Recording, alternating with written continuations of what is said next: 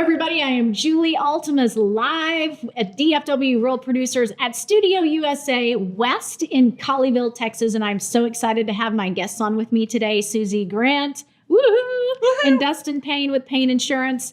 And so I'm looking forward to having them on the show today so that we can talk to you about, I don't know, we're gonna talk about some things about what you do and who you are and all those fun things. But I have some personal questions, some surprises in my hip pocket that I'm gonna ask you about too. So here we go. Are you ready? Ready. We're ready. All right, so Susie and Dustin, I would love for you each to just take a minute and introduce yourselves to the audience and tell them who you are and what you do. I'm Susie Grant. I'm a real estate agent with Berkshire Hathaway, PenFed Realty, Texas. I work out of our Dallas office, and I service the entire Metroplex. I've done stuff up to the Oklahoma border. I've gone over to the Fort Worth area, Rockwall, you name it. I go there. What I love about you, I don't even think I said this in my intro, but you are in the top 500, and you've been here more than one time. And then, of course, Dustin is one of our favorite vetted business partners, and he's amazing. And so I would love it if you would just take a minute and introduce people. Absolutely. Or not introduce people, introduce yourself to people. Is what I meant. At the end of the day, it's all about the team, right? It's not about me. So Dustin Payne, Payne Insurance Group, we started in 2010. Home, auto, life, business insurance, really kind of like you, right? Anywhere in Texas. And we've started doing a lot in Oklahoma now with everybody moving up, like the Broken Bow area and whatnot. So home and auto, we do a lot of farm and ranch now. There's tons of people moving out. So we're doing a lot of farm and ranch insurance, and we do a lot of life insurance. I love that. Well, I know that real estate is not the only thing that you're passionate about, and insurance is not the only thing that you're passionate about. And me too. Like, I have some other passions outside of what I do that I feel excited about that makes me want to get up every day and chase after my big why. So I would love it if you both would take a moment also and talk about what you are passionate about outside of real estate, that you two get up every day and kind of run the race for your big why. Ladies first. Who's go first? Ladies first. It's the Olympics, isn't it? Yeah. So Julie knows this. The day that we met, I think I was 2 days home from a mission trip in Guatemala with Orphan Outreach. So we meet at a coffee shop, never met her before. And I think I cried through the whole interview when she was asking me just about, it's very emotional when you come back because you start to realize what you have that you take it for granted and what they don't have that is so simple, and they're so happy. We have everything, and there's people who struggle here with just happiness. And so I have for years, I believe it was 2013 when I went on my first mission trip with Orphan Outreach to Guatemala. I have two daughters. At the time, they were going into 8th and 9th grade. It was the summer before their went into last year, I guess, of middle school and first year of high school. So we went with some friends that also had children, and we went from then on. We were hooked. So that's really, I'm still very involved. I go every year. We had to take 2 years off during COVID. There was no travel down there. COVID hit Guatemala really hard just because of their lack of hospitals and doctors and all the things needed to take care of COVID patients. So, but we're back, and that's really one of my biggest passions. Okay. Can you share a story, just a standout story that you experienced? She's going to make me cry. Well, so my oldest daughter and I went 2 years ago. So I think it was 2022 in October, just on a regular week-long mission trip to Antigua. And then we service a lot of the areas around Guatemala. We fly into Guatemala City. We were out near the lake and were introduced to another nonprofit that works with Orphan Outreach called Homes for Homes.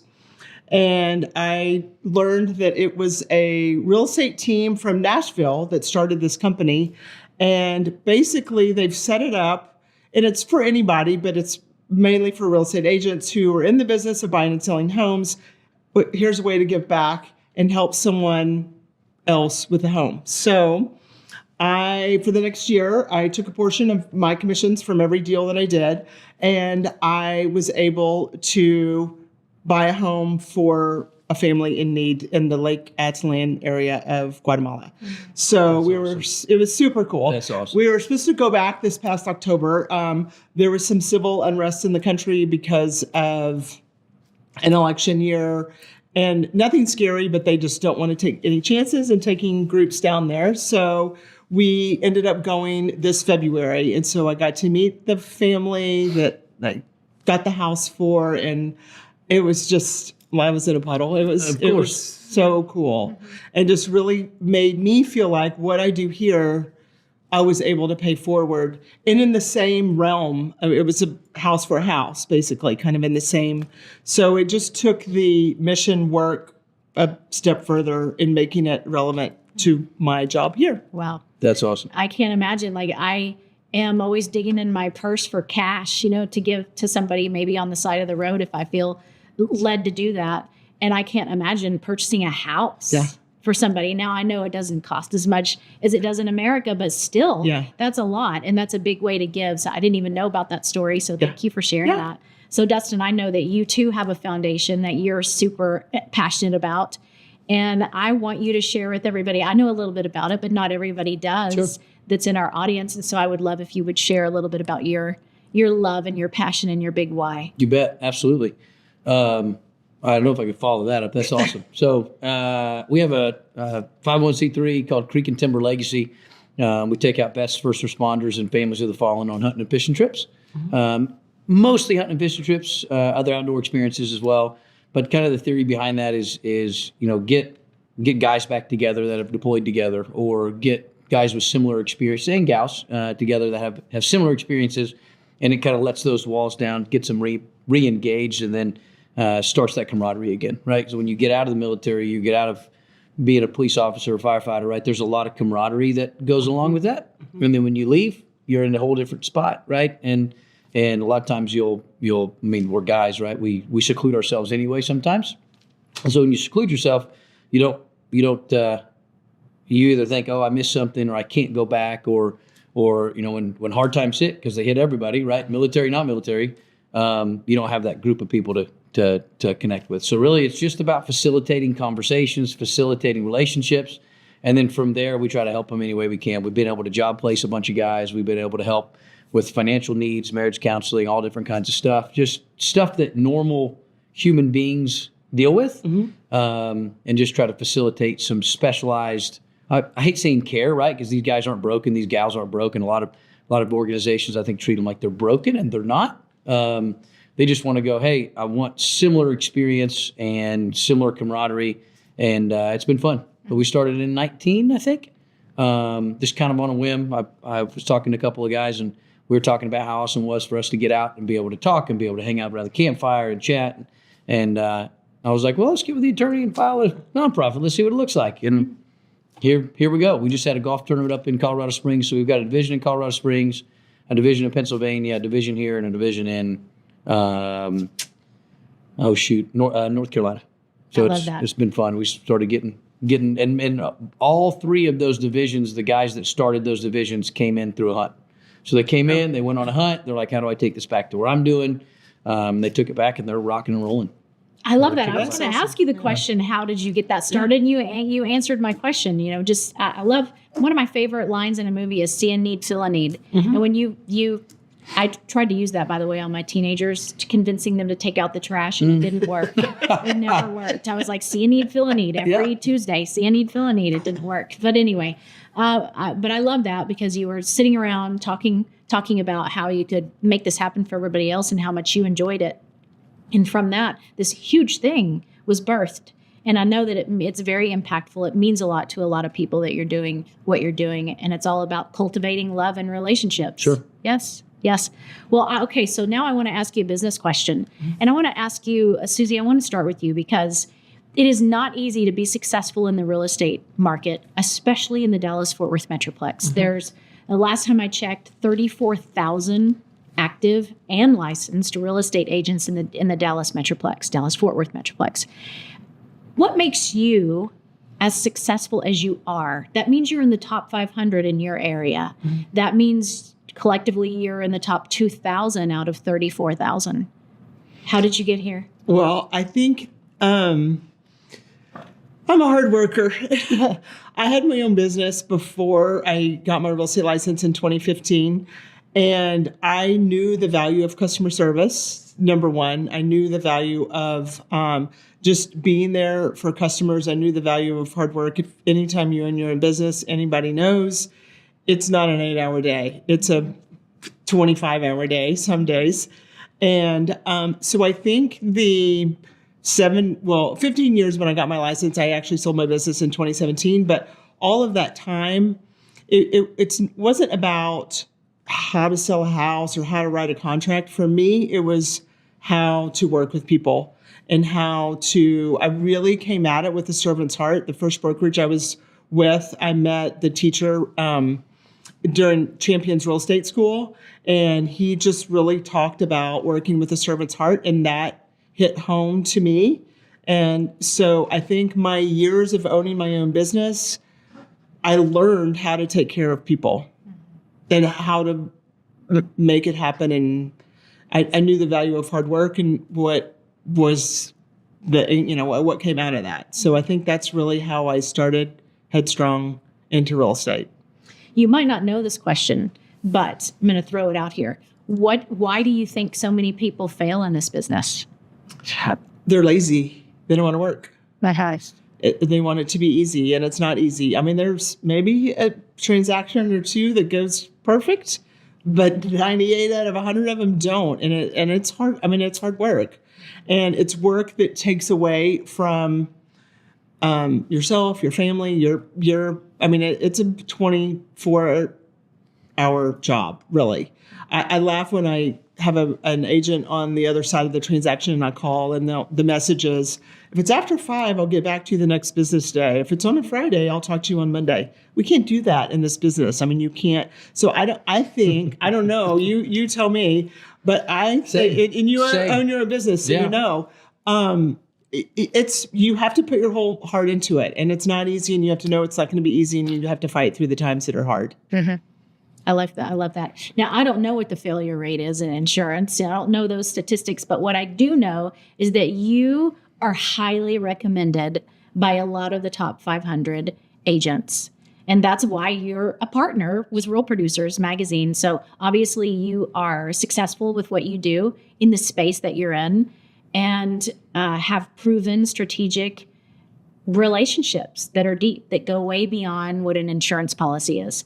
So can you speak to the reason why you've been successful as you have to this point?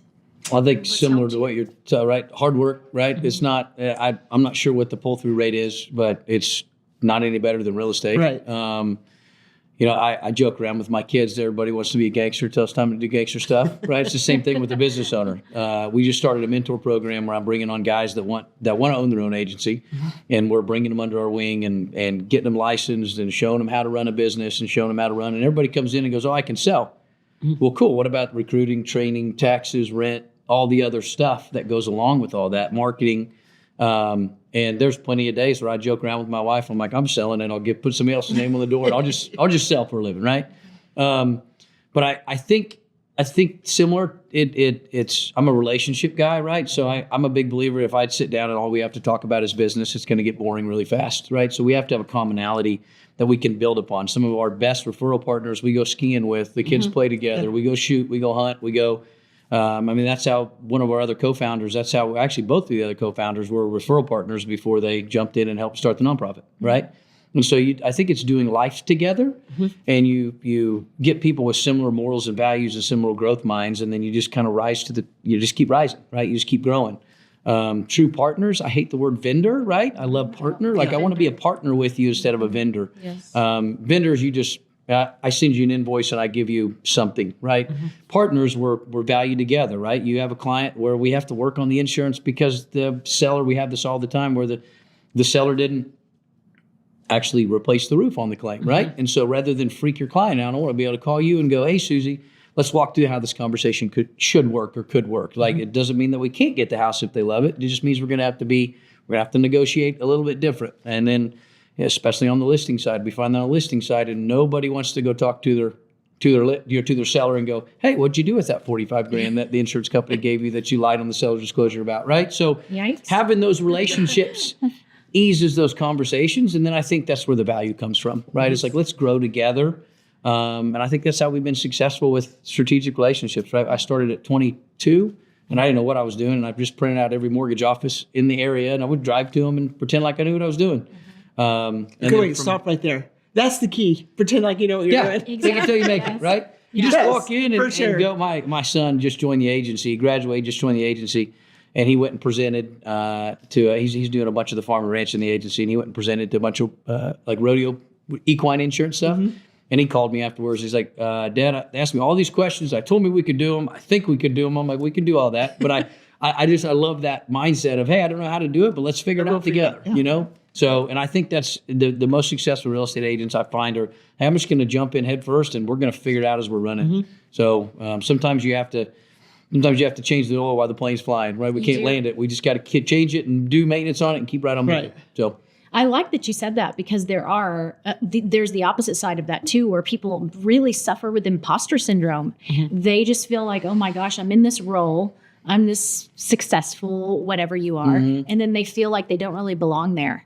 But they don't own it. I've had some other partners call me and ask me about that. They're like, you're in all this other stuff. Do you ever feel like you have imposter syndrome, right? And I go, no, because I don't try to be something. I'm like, what you see is what you get. And I'm not supposed to know the same as the next guy, right? You're supposed to know way more about real estate than I am. And you're supposed to know, like, it's just at the end of the day, we are who we are. And if we don't know it, we'll figure it out. Right. But you got to keep moving forward. And that's okay. For me, I just have to stay 2 steps ahead of everybody else. And if I can do that, that's not true in real estate maybe, but for me, if I can stay 2 steps ahead, that's my thing, ahead of everybody else, then I'm good. You know, I can fake it till I make it. And I can eventually I don't have imposter syndrome, but if I did, eventually you will cross over that hurdle where you know enough and you become good enough at your craft, your trade, your business, your career. So, okay, obviously both of you, very highly successful people, and you give back in huge ways. That means there's a little time for you. And so I want to ask you a personal question now. With all of the things that you do and all the ways that you give and you serve others and you pour into others and you love on others, how do you find time? What do you do to personally recharge your batteries? I travel. I love to travel. Yeah. I love Mexico. I grew up going to Mexico. My parents had friends that had a house in Acapulco. So my brother has a real estate company in Cabo. So they have a lot of houses that they rent out. So that's how I go and recharge. Go recharge your battery. Yeah, good. I need to know, Susie. I need to go to Cabo more often. And I need to get a house. At the end of this podcast, I'd like the addresses and the links for us to book these we're houses. Friends. We'll all go together. I'll invite you. We'll write it off. It's a business. Yeah, it's a business trip. Absolutely. Yes, for sure. Ocean and white sand. I'm there. Yeah. All right, Dustin. So I go the opposite. I go to the mountains. I love to hunt, obviously. So, but I think for me, what I realized is that if I make the big travel plans, I don't typically do that. It's too hard for me to get back engaged. So we take trips I've got 5 kids, right? So we take trips with family. We try to spend as much time as we can. For me, what keeps me grounded is the daily mornings, right? The daily activity. So up at 4:30, hit the gym, come back, do my quiet time. And me and my wife started doing that together. So we get up at 4:30, we hit the gym together. We have time together. And then we do our quiet time and read. We either read a book or we do it separately or whatever. And then kind of sounds silly. So we have cattle. Mm-hmm. And I absolutely love feeding cattle and working cattle. That's great. So that's like, I can have a tough day at the office. And my wife knows that if I pull in and I walk in and I give her a kiss and change into my riding boots and go back to the barn, she's like, cool, feed. Yeah. Let him go get an hour in, right? And I'll go ride and work a horse and he's working through stuff and I'm working through stuff. And it's just some of those little small things helps me recharge, right? But I realize maybe I need more maintenance than most people, right? But if I don't get up in the mornings and do my daily tasks, it doesn't get me started. And people are like, oh my gosh, 4:00. I'm like, my kids get up at 6:30. So I want to be ready to go right before anybody else needs me. And if I don't get my time, then I'm I get behind the fussy. 8 ball. I get fussy if I don't get my time. Yeah. So if you're getting up at 4:30, what time do you go to bed? I hate when people ask me that. I'm glad you did because I I wanna wanted know. to ask. I'm too. weird. Inquiring minds wanna I'm know. weird. I go to bed in between 11:30 and midnight. You don't need a lot of sleep That's then. for now. Seriously. Yeah, for now. That's not a normal thing. So that's why I say I hate when people say that. Man, right? I wish I could do you and I would like that. Just I go to bed between 11:30 and midnight, but there is You wake no up way at I could 6:37, 8, 9. Well, Whatever. I have a new puppy now, so now it is about Oh, 7. nice. But before the puppy, it was Yeah. And maybe 8. I'll run for a while and do that for 6. And it's not because I try to. It's I don't fall asleep and I wake up when I wake up. That's impressive. And there are some weeks where I'm like, okay, cool. I can tell my body's tired, and I'll at 4:30 instead of my body naturally waking up, I sleep until 6, right? And that's okay. So yeah, I have to be a little flexible. I have to remember to not be hard on myself when I do that. Yeah. And it's for a season, right? If I'm blessed for being able to run on lack of sleep, and I know that's not scientifically studied, that's something that you can sustain, that's okay. But where we're at now. yeah. So Man, I wish I could do it. Susie, you need way more. I need way more. Like, there's no way I could wake up at 4:30. That's so impressive. Well, I was going to ask you, he actually answered the next question that I was going to ask. And I was going to ask you, what is a daily habit that you do that you just can't live without? Pilates. Pilates. Yeah. Like I've tried go Pilates. almost I every liked day. it. I love it. It's just so, like, literally 50 minutes. And it's exercise when you're laying down, which is fabulous. have you seen, okay, what's the movie where it's like I'm horizontal running? You know what I'm talking about? The dance movie? There's a I'm class. horizontal running. There's a class that you do off the jump board and you're like running on the jump board, but you're That's laying awesome. down. I'm like, this is the best kind of exercise ever. I just started it in April, but I'm obsessed. Like, sometimes I go like every single day. I mean, I try to make myself take one day off. Like this week, I'm not going Saturday because I'm working. I've got open house and clients on Saturday, but other than that, I go every day. Self-care, I think, is so important. And I'm not a good, I'm a journalism major, but I'm going to speak inappropriately because this word doesn't exist, but I'm not a good waker-upper. And so my alarm goes off at 5:30. I don't get out of bed until 6, maybe 6:15 if I'm pushing it. But it goes off at 5:30. And then just because my feet are on the floor, I'm not awake for another 2 or 3 hours. So it takes every single morning too. I'm disappointed in myself because it's 3 hours have gone by. And what have I done? I've done a little bit of reading in the Word. And I've said some prayers and I've had caffeine in a bath and that's it. And it's 8:15. And I'm like, holy smokes, but I got out of bed at 6 or 6:15. I'm such a snail.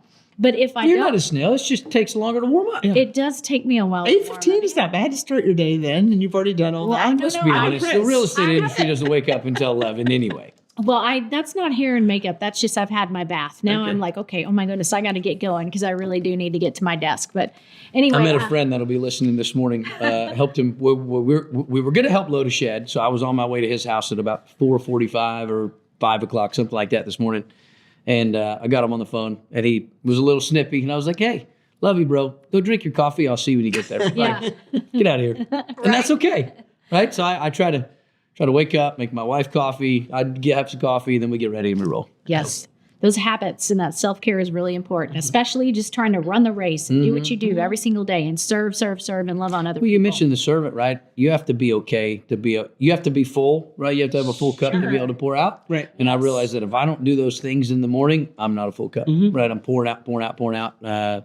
And My- then your cup's empty and you can't. Yeah, my kids keep and going. my Yeah, even my insurance team, right? Yes. They can tell when I don't work out. Like I'll come in and I'll go 2 or 3 days without sticking on my habits, and they're like, "Have you worked out lately?" I'm like, "No, why?" They're like, "That Okay. because go bye, go get a workout in, Right. right?"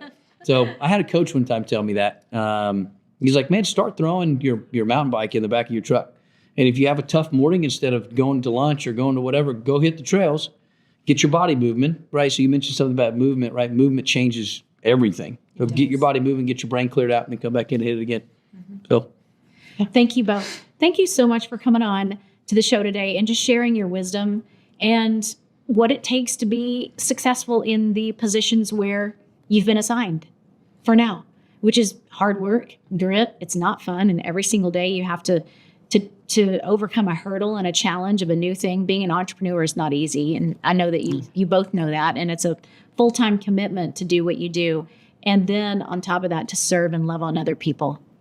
You're amazing. Both of you are amazing. And so I just want to say thank you. And that we did not all plan to wear green today. Yeah. This was a total accident. It worked. Yeah. And it worked. Yeah. So we had to I'm put glad we didn't have the green breaking us screen up. behind us, because if we did, we would all be just face talking heads.